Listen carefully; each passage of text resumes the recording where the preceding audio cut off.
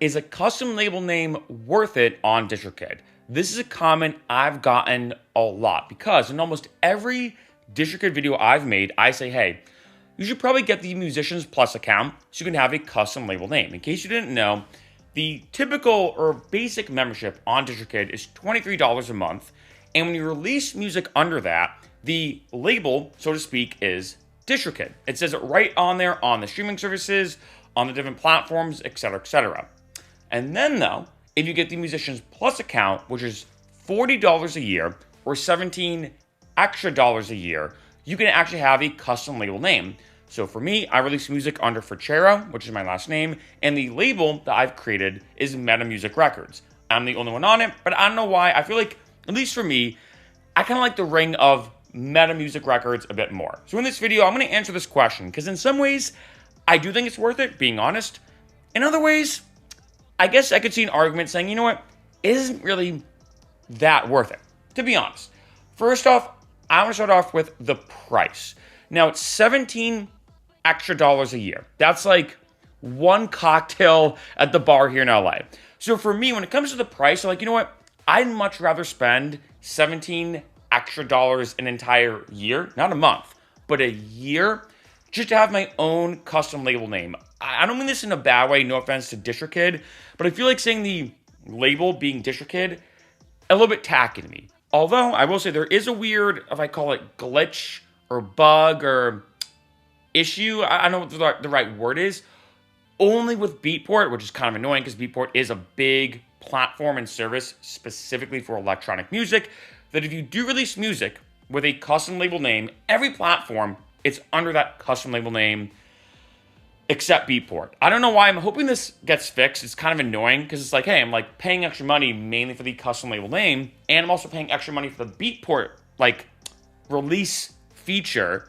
Yet, unfortunately, it still says DistroKid on Beatport as my label. Kind of annoying. But one, I feel like the price for $17 extra a year isn't bad. If it was like say $100 more a year or $200 more, I'd be like, all right, I don't know. It's kind of, that's a good amount of money. And for $17 extra a year, it's really not that expensive. And for me, I think it's well worth the money.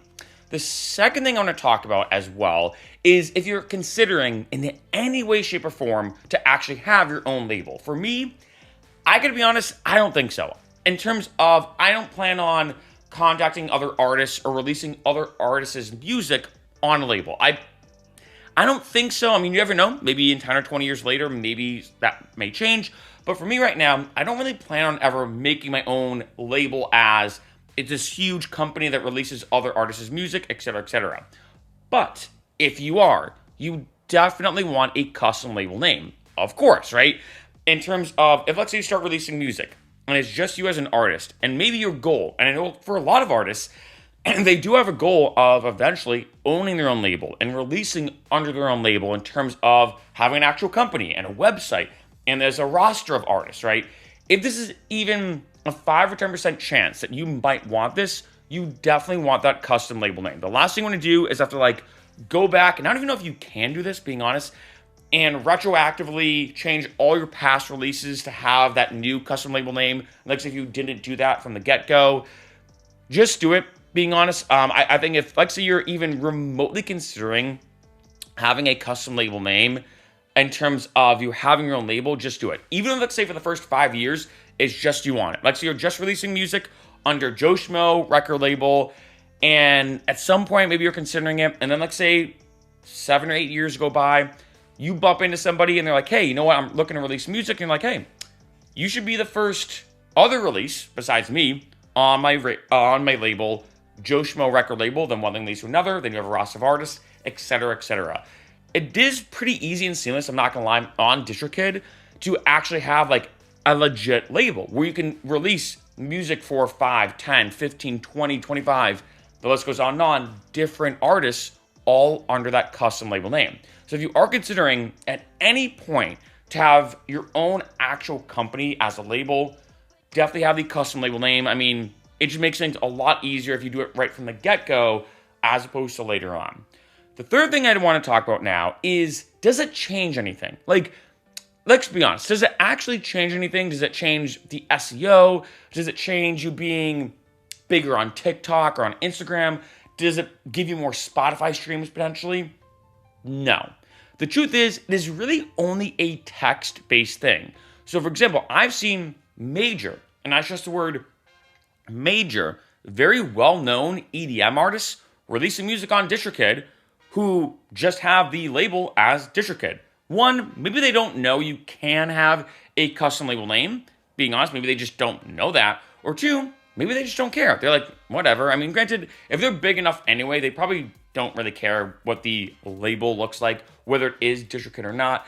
So remember, at the end of the day, this is really only a text-based thing. It's not like you're gonna, have a thing where, oh, you're releasing under a custom label. Spotify now is gonna boost you a little bit higher in the search results or boost you a little bit analytically. No, it is only a text-based thing. However, if let's say you do go on things like Sound Exchange, Song Trust, if I look at other platforms, Spotify even, and I search Meta Music Records, my music does pop up. So yes, you can potentially still find my music via the Meta Music Records route. But like I said, I'm the only one on it.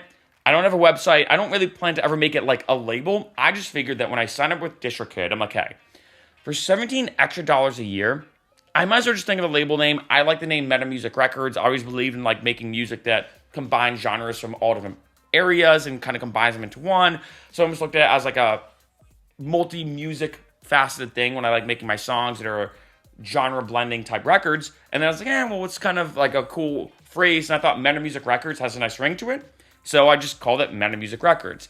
For me, I think it's worth it. Like I said, that's $17 extra a year. But if you had to ask me, like, does it get you more gigs? Does it get you more publicity? Does it give you a higher ranking? No. It really is only text-based benefits, if I would call it that. But like I said, one, the Musicians Plus account is $40 a year in terms of the price. To me, $40 a year, no issue whatsoever in order to pay that. And like I said, it's only $17 extra a year or a cocktail at the bar here in LA to have a custom label name. I think it's worth it, right? Second thing is if you're considering creating a label at any point, you of course need that. I don't even know, like I said, if you can retroactively change it. You may have to like delete the releases and re-upload them. I'm not sure.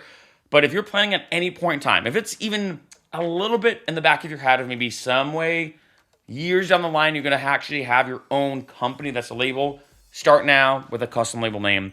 And then three, in terms of like the pros and the cons, giving you the full transparent view, I could see some artists saying, you know what, I don't really care. Like, it's going to go on iTunes, it's going to go on Spotify, it's going to go on Apple Music, it's going to go on Amazon, it's going to go on all these platforms.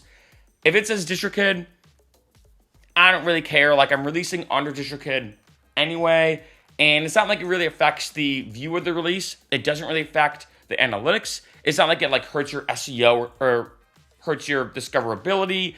It is really only a text-based benefit. But for me, like I said, I do think that $17 extra a year is worth it because I'd much rather my music, at least to me, look a bit more, and again, this is more of a personal thing. Very much so a personal thing. I think it looks a bit more professional and like sleek to it say like, you know, released by Frachero, released under Meta Music Records, as opposed to it saying, here's this released by Frachero, released by the label DistroKid. I just like the custom label name a lot more.